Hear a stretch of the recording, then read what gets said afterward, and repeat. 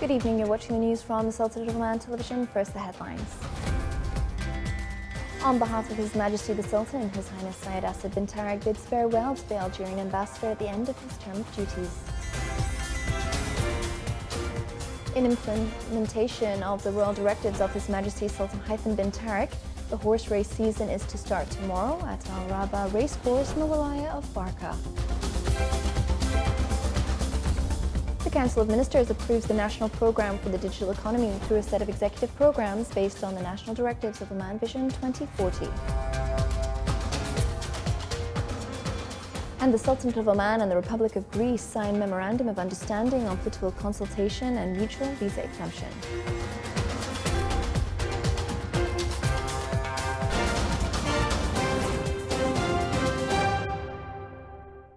Those are the headlines, and now for the news in detail. On behalf of His Majesty Sultan Haitham bin Tariq, His Highness Syed Asad bin Tariq Al Saeed, Deputy Prime Minister for International Relations and Cooperations Affairs and Special Representative of His Majesty the Sultan, received in his office His Excellency Ahmed Mohamed Yarki, Ambassador of the People's Democratic Republic of Algeria, accredited to the Sultanate of Oman, to bid him farewell at the end of his duties. The ambassador expressed his thanks to His Majesty the Sultan for the support he received during his tenure in the Sultanate of Oman from His Majesty the government and the Omani people, which made it easier for him to perform his duties, and wished His Majesty good health, happiness and long life, and the Sultanate of Oman further development and growth under the wise leadership of His Majesty. For his part, His Highness Syed Asad bin Tariq Al Saeed expressed his deep thanks to the ambassador for his efforts in serving the relations between the two countries, wishing him continued success and the brotherly Algerian people further progress and prosperity.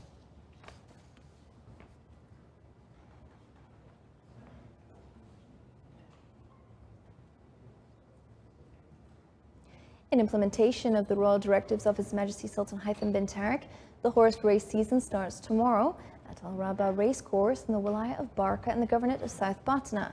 The Royal Horse Racing Club completed all preparations for the start of the season.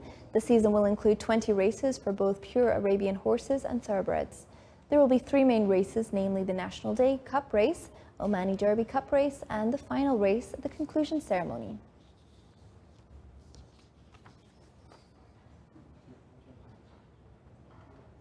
The Council of Ministers has approved the national programme for the digital economy, through which the Sultanate of Oman seeks to achieve several goals that will contribute to building and developing a prosperous digital economy that responds to the requirements of the future.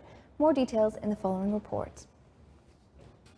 The National Programme for the Digital Economy includes a set of main pillars and medium and long-term goals based on the national directions of the Oman 2040 vision, in an effort to achieve them through a set of executive programs and according to clear governance for implementation and follow-up. The program is based on several main principles, most notably creating national industries in the digital economy, enhancing the local added value of the digital economy, creating sustainable income-generating opportunities that keep pace with technical development, creating a strategic partnership with private sector institutions, and digitally empowering the economic sectors included in the 10th five-year plan. His Excellency Engineer Saeed bin Hamoud Al-Mawali, Minister of Transport, Communications and Information Technology, stressed that the adoption of the National Programme for the Digital Economy enhances digital transformation in the economic and government sectors and the level of digital services, as well as enriching the citizens' experience through proactive and integrated digital services. His Excellency indicated that the program includes 3 supportive axes to achieve national goals. In the first axis, the program will accelerate government digital transformation, while in the second axis, the program will work to strengthen the digital society, and in the third axis, the program will focus on enabling the digitization of business in the economic and strategic sectors. The program will focus on a range of opportunities available in the digital economy in the Sultanate, which revolve around data center services, cloud services, cybersecurity services, and enabling the use of fourth industrial revolution technologies such as artificial intelligence in the economic and strategic sectors, developing digital content, and attracting foreign technical investment to the Sultanate of Oman. His Excellency General Sultan bin Mohammed Al Numani, Minister of the Royal Office, received in his office this morning His Excellency Nikos Dendias, the Minister of Foreign Affairs of the Republic of Greece, and his accompanying delegation. At the beginning of the meeting, His Excellency the Minister of the Royal Office welcomed the guest, who expressed his thanks and appreciation to the Sultanate of Oman for its role in promoting ways of cooperation to achieve common interests between the Sultanate of Oman and the Greek Republic. During the meeting, they reviewed the progress of bilateral relations between the two friendly countries, in addition to a number of matters of common interest.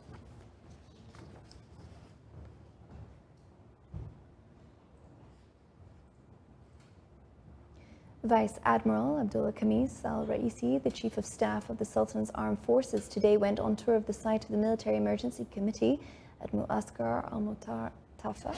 He listened to a briefing about plans to continue the repercussions of the recent climate conditions Shaheen and the ongoing coordination with the National Committee for Emergency Management to rally efforts to restore normalcy to the stricken areas in North and South Al-Batna.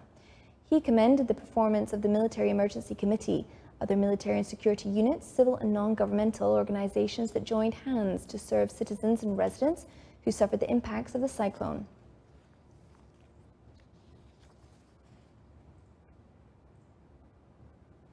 Sultanate of Oman and Republic of Greece held a political discussion session. The Omani side was chaired in the session by His Excellency Said Badr bin Hamid Al Busaidi, Foreign Minister, while the Greek side was chaired by His Excellency Nikos Dendias, Minister of Foreign Affairs of the Republic of Greece. The session reviewed aspects of joint collaboration in the economic, scientific and cultural fields and means of strengthening cooperation in various fields. The two sides exchanged viewpoints on a number of regional and international issues with mutual concern. During the session, Sultanate of Oman and the Republic of Greece signed an agreement for mutual visa exemption for holders of diplomatic, private and service passports between Sultanate of Oman and the Republic of Greece.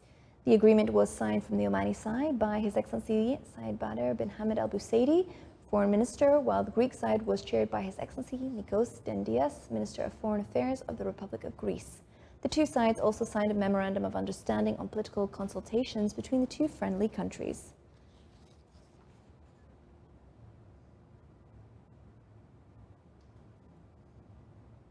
His Excellency Said Badr bin Hamid Al Busaidi, Foreign Minister, said that the economy was the title of the talks with the Republic of Greece, and we agreed to achieve a number of agreements and memorandums of understanding in the future. He added that today they signed two memorandums of understanding, one of them related to political consultation and regulation of the political consultation between both countries, and the other one was related to visa exemption for official passports. At the political level, His Excellency said that both sides exchanged viewpoints and various mutual interests in the region and in Europe.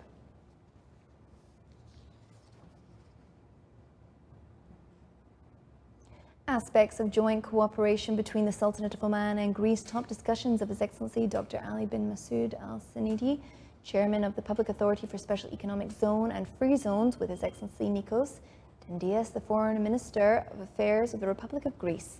During the meeting, His Excellency, the Chairman of the Public Authority for Special Economic Zones and Free Zones, introduced all potential supportive to investment environment in Dakam Special Economic Zone and the Free Zones in Sohar, Salalah and Al Mazuna, in addition to incentives rendered to investors in these zones. The meeting also dealt on the Sultanate of Oman's efforts to localize green hydrogen production projects and affirmed on the opportunities of exporting ammonia and green hydrogen to the international markets.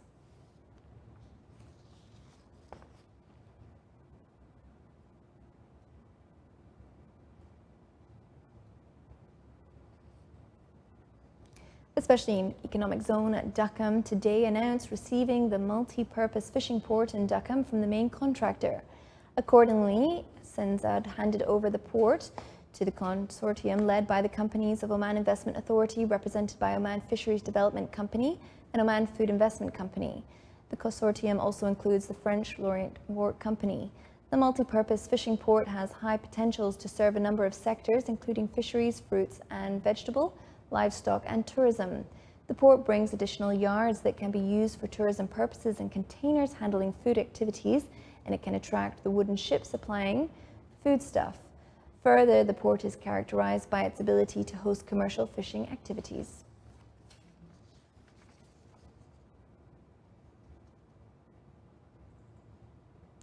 His Excellency Sheikh Mahmoud bin Mohammed Al Yaqoubi, the governor of Al Wusta, said that the government seeks currently to produce an investment map clarifying the available opportunities during the coming stage and allows investors to rely on indicators that qualify them to invest in these opportunities. His Excellency clarified in a statement for Oman News Agency that there is a coordination between the government and all related sectors to facilitate investment and pushing it forward at various comprehensive economic development, stressing that there are certain obstacles to investment in the governance in various fields. His Excellency also pointed out that the Special Economic Zone in Deccan, which is located in the governorates of Al Wusta, achieved the balance of concept in the development path in the Sultanate of Oman,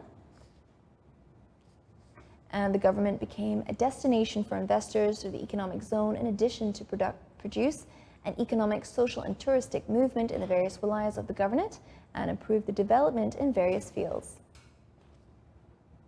His Excellency added that through the new start of municipal work at governorate level, recently 9 projects have been proposed and another 7 projects are being worked on. All of them are in economic development, public services and providing green spaces that interact with the society. Directorate General of Health Services in South Al-Sharqiya Governorate launched a campaign about early screening for colon cancer titled Hand on Hand for Aware and Healthy Society. The 1-month campaign targets all people who are 45 years old and above. More details in the following report by Sultan bin Saif Al-Sarai. Colon cancer is considered as a silent disease that might start in a person without knowing about it. This type of cancer is number 1 among men in the Sultanate and number 2 among women. And to raise the awareness about colon cancer in the society, early colon cancer screening campaign was launched in South Al-Sharqiya Governorate in cooperation with the World Health Organization office in the Sultanate. The aim of the early screening programs generally is to detect the cancer at early stages, which prevent the late diagnosis and can save the patient their lives. The early screening programs helps also to improve the treatment modalities for the patient. Instead of going for surgeries, they can have better options in their treatments. Various scientific papers were presented and discussed during the campaign launch about the disease stages, how to detect it, and the best ways to cure it. Every cancer has stages, and we are as pathologists, we stage it according to where it starts and the level of invasion and whether it goes to other organs. So if the cancer is detected when it is only localized to the colon, so the treatment will be removing that part of the colon. But when it goes to other areas in the body, then the treatment will be like chemotherapy and radiotherapy. An exhibition for the target audience was there to aware them about the importance of the early screening and detection. The campaign aims to increase colon cancer successful treatment and to decrease the number of cancer cases in the Sultanate, which will reflect positively on the health organization's economic situation. Early screening of colon cancer can help you to have a better lifestyle. As they say, prevention is better than cure. So it is always better to be safe than to be sorry. Sultan bin Saif Al-Sarai from South Al-Sharqiya Governorate, Wilaya of Suwa. Still to come on our news bulletin. At least 46 people are dead after heavy rains and landslides in northern India.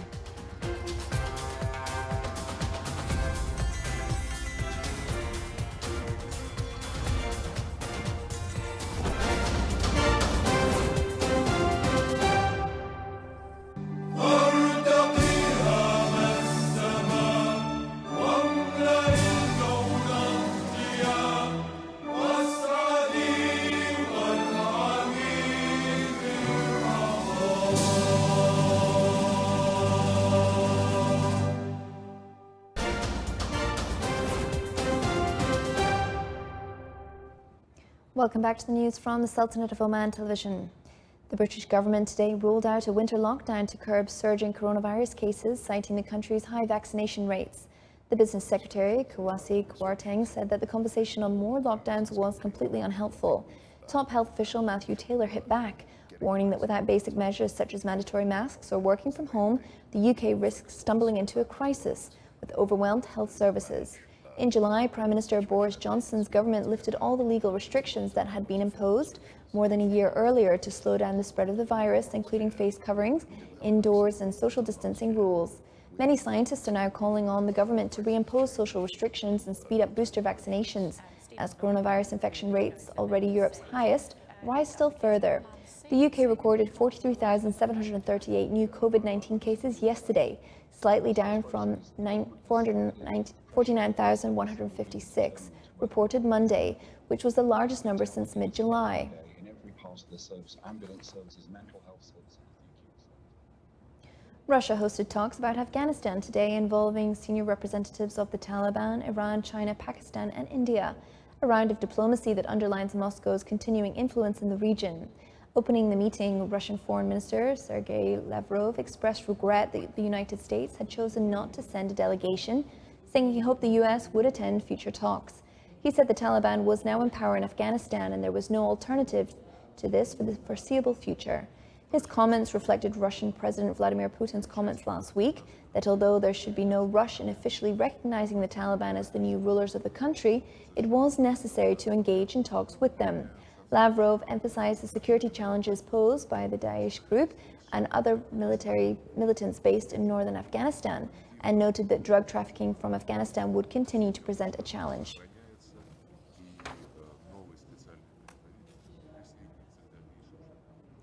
A grenade attack on a Taliban vehicle wounded 2 fighters and 4 nearby school children in Kabul today. A Taliban Interior Minister spokesman said that a probe has been launched to find the perpetrators, adding 2 soldiers were wounded after a grenade was thrown at a vehicle in Demazang. Another official said 4 school students were also wounded. The explosion happened this morning during rush hour in the district west of Kabul. Broken glass could be seen at the scene of the blast as security forces stood guard, ushering bystanders away as traffic resumed on the surrounding roads. No group has yet claimed responsibility for the attack.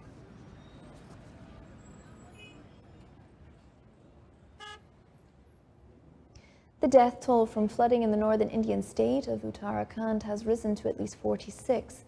Rescuers worked through the night to retrieve bodies stuck in debris and to evacuate those in vulnerable areas. The mountainous state has seen incessant rain for the past 3 days, flooding roads, destroying bridges and causing landslides in which several homes were washed away. The situation has prompted help from more than 2,000 members of the paramilitary and civil police. A disaster management official said the majority of the deaths were reported in the picturesque town of Nainital, where 28 people were killed yesterday, and that most of the deaths were caused by homes and buildings collapsing in the torrential rains. India has seen worrisome rains across several regions this week. Flooding and landslides caused by downpours over the week have killed at least 39 people in the southern Kerala state, which is on high alert for more rain in the coming days.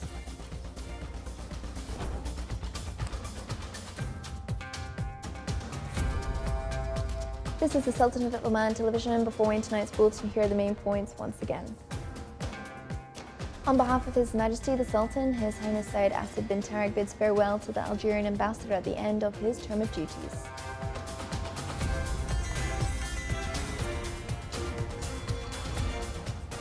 In implementation of the royal directives of His Majesty Sultan Haitham bin Tariq, the horse race season is to start tomorrow at Al Rabah Racecourse in the Wilaya of Barqa. The Council of Ministers approves the National Programme for the Digital Economy through a set of executive programmes based on national directives of Oman Vision 2040. And the Sultanate of Oman and the Republic of Greece sign a Memorandum of Understanding on Political Consultation and Mutual Visa Exemption. With that, we come to the end of tonight's news bulletin. From all of us here at the newsroom and the studios, good night and stay safe.